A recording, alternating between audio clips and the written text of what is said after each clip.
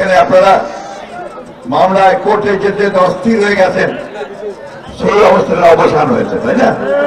কিন্তু এটা এই অবসানটা এই সময়টাকে আমাদের ধরে রাখতে হবে। যদি আমরা একটা ভালো নির্বাচন করতে পারি, সেই নির্বাচনের মধ্যে জনগণের প্রতিনিধিকে নিয়ে আসতে পারি, তাহলে আমাদের সমস্যার কিছু সমাধান হবে। আজকে এই বিজয়কে, ছাত্র জনতার যে বিজয়, সেই বিজয়কে নস্যাৎ করার জন্য একটা মহল কাজ করছে অত্যন্ত সচেতন ভাবে। আমাদের মধ্যে আবার বিভেদ সৃষ্টি করার চেষ্টা করছে। আমাদের কিছু কিছু লোকের নামে বিভিন্ন রকম কথা বলে পত্র পত্রিকায় বিএনপির ভাবমূর্তি নষ্ট করার চেষ্টা করছে। এইখান থেকে সবাই বিরত থাকবেন।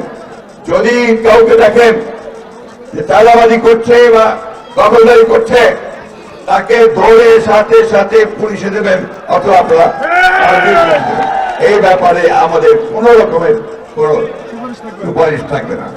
আমাদের পরিষ্কার বিএনপির কোন লোক এটা করতে পারে না, আপনাদেরকে এটা প্রতিরোধ করতে হবে বন্ধুরা। এই কথাটা মেসেজটা খুব ক্লিয়ার। আমরা বন্যা দুর্গত মানুষের পাশে দাঁড়াতে এসছি, আমরা দাঁড়াবো। আরেকটা কথা আমি বলতে চাই, এই নতুন সরকার মাত্র 20-22 দিন বয়স হয়েছে, একে আমাদের সময় দিতে হবে যে সে যেন একটা সুষ্ঠু নির্বাচন করার মতো পরিবেশ তৈরি করতে পারে, তাই না? আগে ভাগে বেশি কথা বলা ঠিক হবে না। সমস্ত রাজনৈতিক দলগুলোর সঙ্গে আলোচনা করে আমরা গিয়েছিলাম, আমরা বলেছি যে আলোচনা করে বসে সকলে যা চায় মানুষ, সেইভাবে একটা নির্বাচনের ব্যবস্থা করতে হবে। জনগণের যে দাবি, জনগণের প্রতিনিধির হাতে ক্ষমতা তুলে দিতে হবে। আর আমাদের তারেক রহমান সাহেবের হাতকে শক্তিশালী করবেন।